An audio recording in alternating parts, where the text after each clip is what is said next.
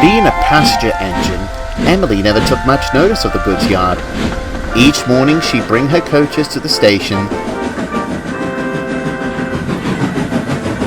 then puff off with passengers in tow.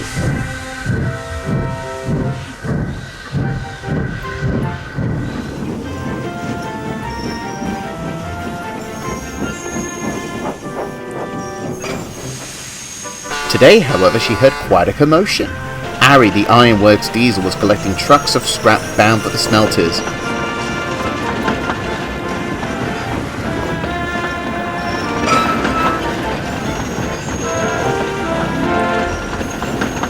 He clattered around, shoving the trucks roughly. Watch it.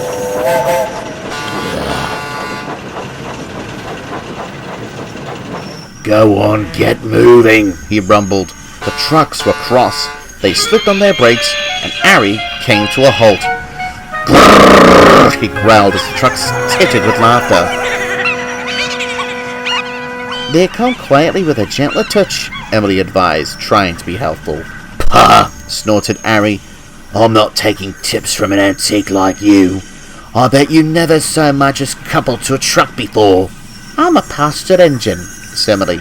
But, pah, you look more like a petty farthing than a passenger engine, Arry interrupted.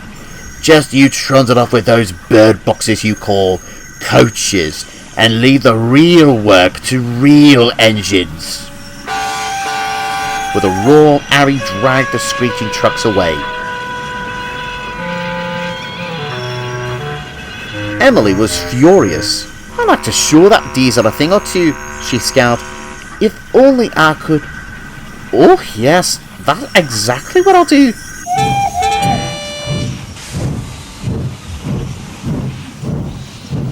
The next morning, Emily arrived early at the yards.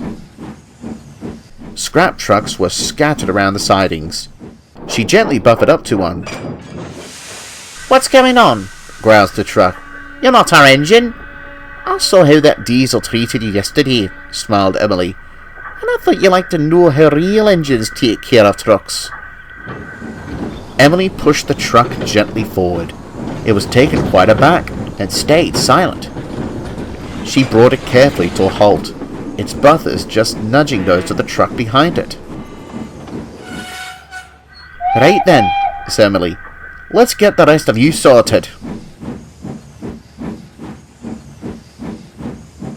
Now, Emily isn't as strong as the other engines. The trucks were loaded with heavy, rusted steel, and she had to work hard to get them moving.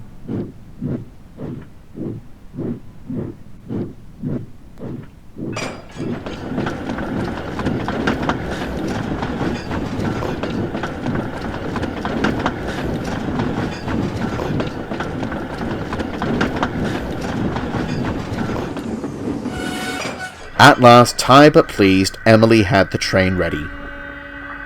When Arry arrived, he was speechless.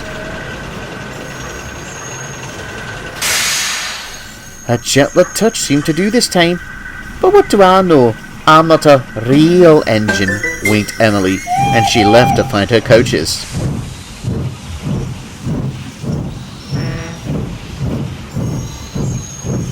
Arry was furious.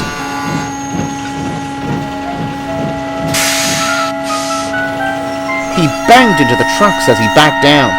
Who's this horrid oily thing? They cried. We want Emily. Arry ignored them, but the next few days were awful. The trucks gave him more trouble than ever. They only wanted to be pulled and shunted by Emily. It didn't take long for Arry to hatch a scheme of his own.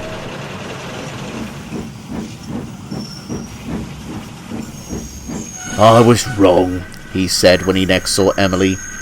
You are a proper engine, and I have much to learn. Emily smiled triumphantly.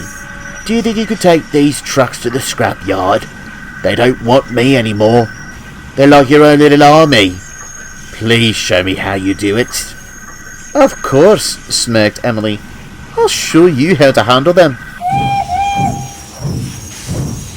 Perhaps if Emily hadn't been so conceited, she might have remembered she wasn't built for goods trains.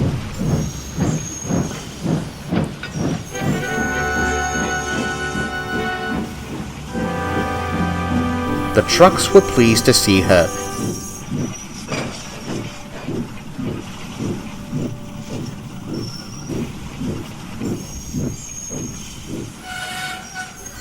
And when the guard's whistle blew, she tried to move forwards. Her big wheels had trouble gripping the rails, and the trucks were heavier than ever.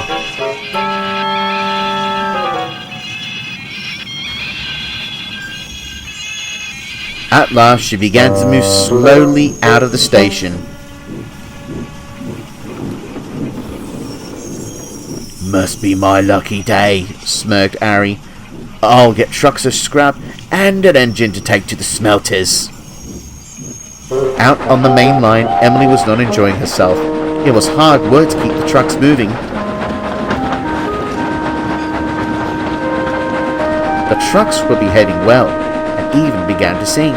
"Emily's army's here to stay.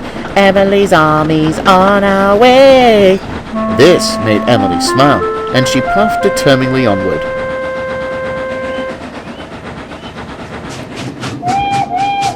Just when she thought it was becoming easier,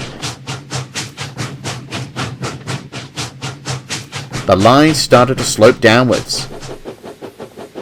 She felt the weight of the trucks on her buffers, and the train picked up speed.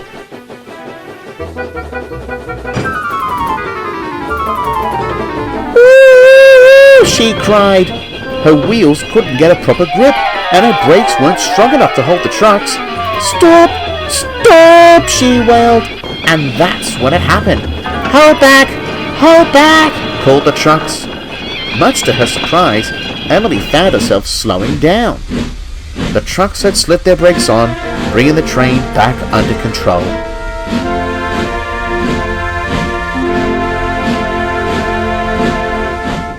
At last, the line grew level, and the train came to a halt. The driver inspected Emily. "A valiant effort, old girl," he said, "but that was too much for your brakes. I'm afraid we'll have to call for help." Soon, Boko arrived.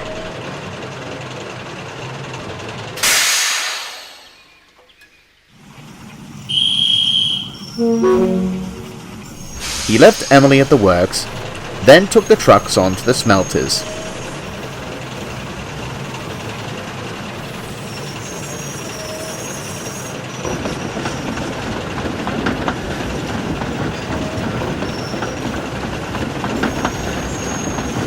The fat controller came to see her. "Emily, I know you're eager to be useful, but you should have known a train like that was beyond your capabilities." "I'm sorry, sir," she sighed. "I just wanted to show that Arry a thing or two." "The yard manager told me all about that," smiled the fat controller. "He was quite impressed with your shunting. You may not be able to pull heavy trains, but I know your expertise can be put to good use." When Emily returned from the work, she felt better than ever. Her brakes were stronger and her bra shone brightly in the sun. The passengers were thrilled to have her back, and even the trucks cheered when they saw her. And Arry? Well, Emily did show him a thing or two. The fat controller made sure of it. He was confined to the yards under orders not to leave until he learned Emily's ways of shunting. Needless to say, the topic of real engines never came up again.